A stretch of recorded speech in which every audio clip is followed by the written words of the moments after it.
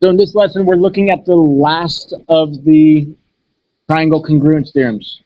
This one is AAS. Last lesson, we looked at ASA, which is very similar. Obviously, it's the same three letters, two angles and a side. Today, if you notice, this is the important part. S is at the end, which yesterday when S was in the middle, that was because the side was between the two angles. Now S is at the end, which means it's not between the two angles. So by the end of class, you're supposed to be able to explain and apply angle, angle, side.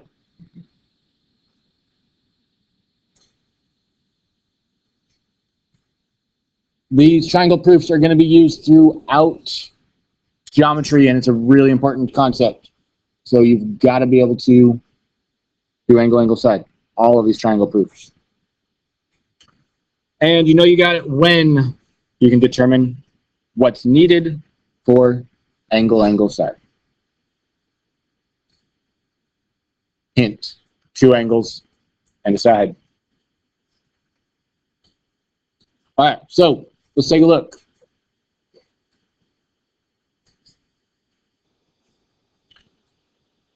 So instruction for this is actually kind of difficult.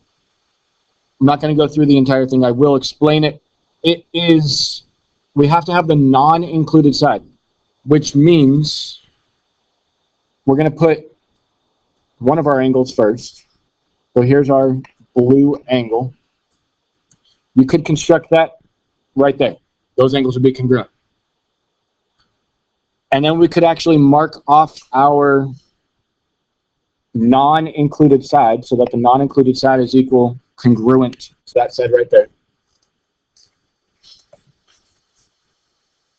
But here's the hard part about the proof is that we need this angle up here to be equal, congruent to our green angle. And that can be pretty difficult.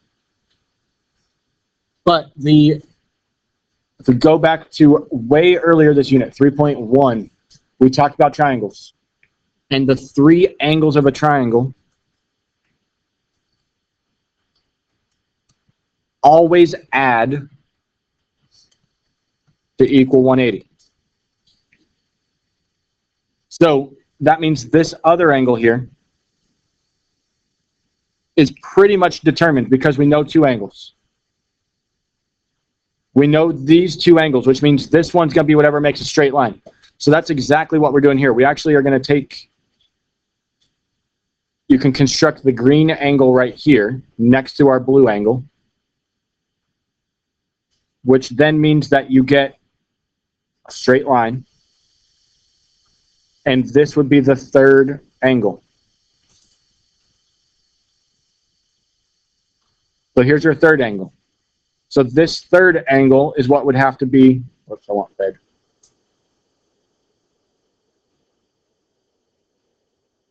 Third angle will be constructed there, which by doing that, you've really just done what we did yesterday with angle, side, angle. So it's a really kind of a complicated construction. You can look up other walkthroughs of it. There's one actually right here at Math Open Reference. You could Google Math Open Reference and construct a triangle given two angles and a non-included side. And that would pop up for you. You could watch that. But that's the gist. The three angles always add to 180, so that means this third angle will go over here. That's the easiest way to do the construction. But that is called angle, angle, side. When you have two angles and the side's not in between. Technically, if you have two angles and the side that's not in between, you know all the angles. Because if you know two angles of a triangle, you know all three. So let's get into the applications. Are the two triangles congruent given parallel lines? So parallel lines will always lead us to either corresponding angles or congruent, alternate interior, most likely alternate interior is congruent, maybe alternate exterior, maybe same side interior. So Parallel lines LE, LE, and VO. So let me highlight instead. That looks better. Then you got to find the transversal that connects those two lines, which is also going to make a Z. Whenever that Z shape is formed, you get alternate interior angles are congruent.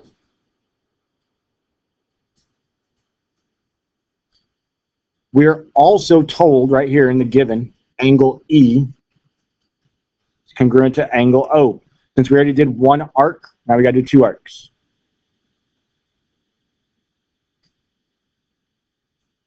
So that's all we're told. But we don't need to be told the other thing that we can see right here in the picture, and that is the reflexive side that both triangles share.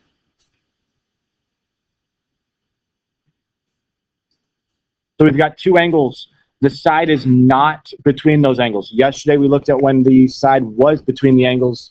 Now we're looking at when the side's not between the angles. When the side's not between the angles, they're still congruent. It's just a different name, AAS instead of ASA.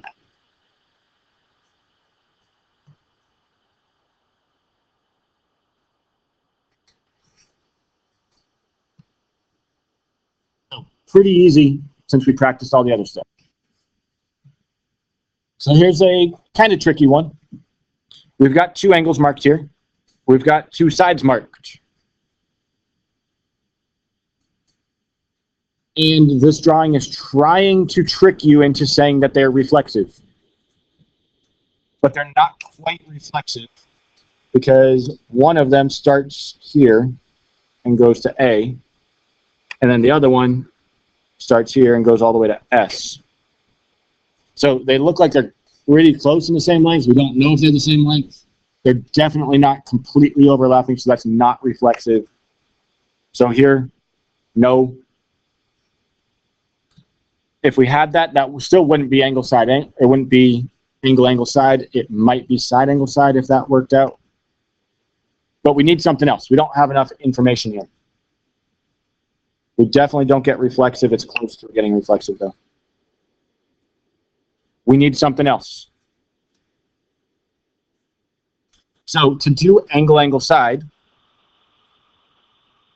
what else would we need? So look at the diagram. We already have a side.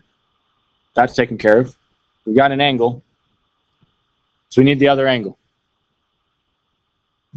If we did angle B, would that be angle side?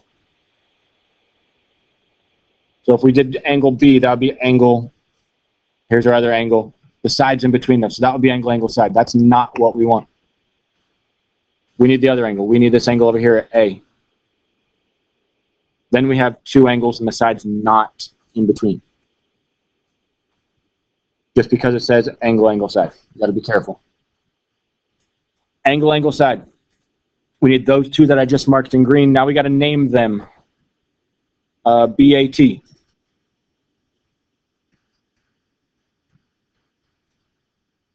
BAT. Since we start with B, we got to start with K.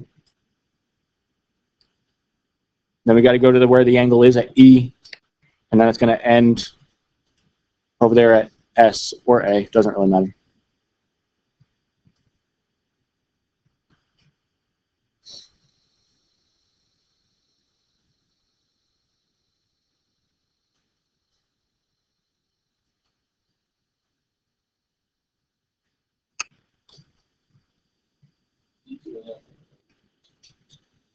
So for this proof,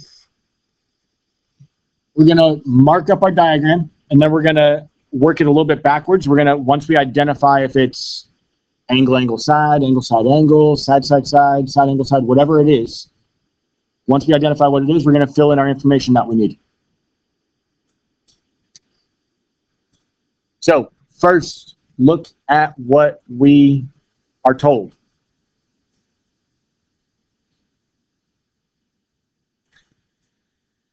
YXZ, Y Oh, ZX, I read that backwards. YZX is congruent to WUX, up there. We're told that flat out, so mark it. And we're told X is the midpoint. We know midpoint means it splits in two equal pieces. X is midpoint of YW, so YW is split into two equal pieces, right there and there. And then we need one more thing. It's automatic. Right here in the middle, we got that X intersection.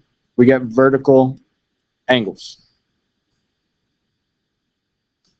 We have two angles and a side. Is it angle side angle or is it angle angle side? Two angles and a side.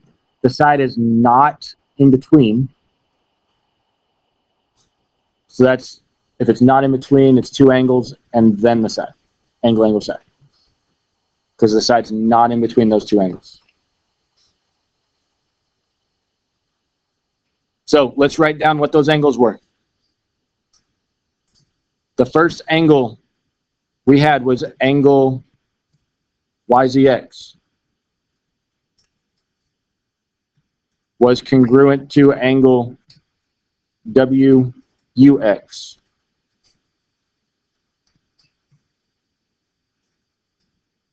The second angle we have is right here in the middle. YXZ is congruent to, got to go in the same order. Since we start with Y, we got to start with W. No markings there. X, and then end at U. And then our side, YX, is congruent to WX. We've got our whole proof. This is going to guide us through. We've got angle, angle, side. There's an angle, there's our angle, there's our other side. So when you start writing your proof, now that you've done your little outline, you always start with the given.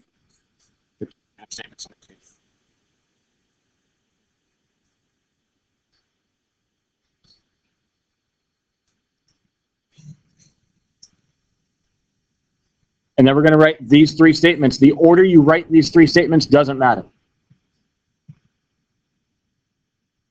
So here I wrote YX is congruent to WX. We started from the bottom.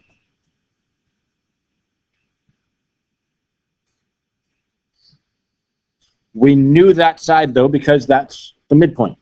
Midpoint tells us two equal sides.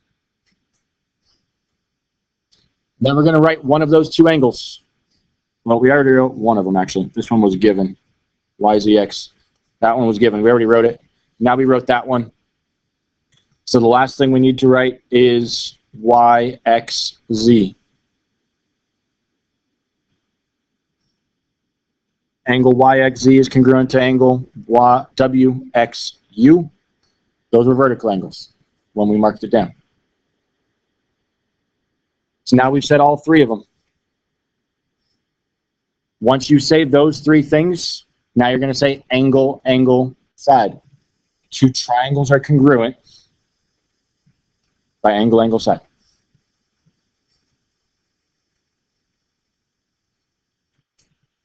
So one thing we haven't quite looked at yet is if you had three congruent angles,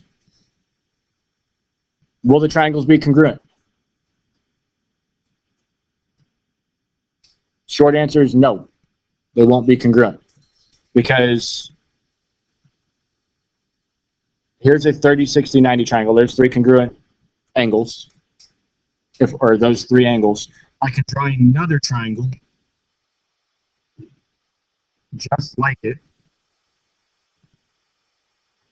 That's actually smaller, but that's still 30 degrees. This would still be 90 degrees. And that's still 60 degrees. So if all you know is angles, you don't know if they're the same size. Yes, you know all the angles are the same, but there might be different sizes. One might be bigger than the other. This could have a side of 8, and this could have a side of 4. Something like that. Because it would just it would fit right there. So I have a 90-degree angle with a 30-degree angle, which means that would be 60.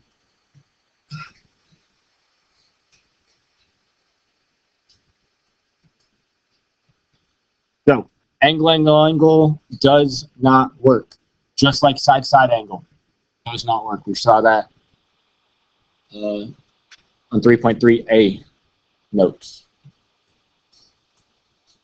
So we learned 4 that work.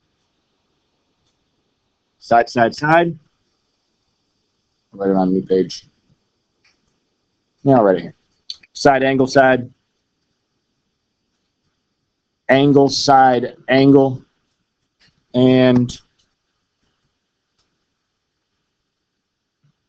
angle, angle, side.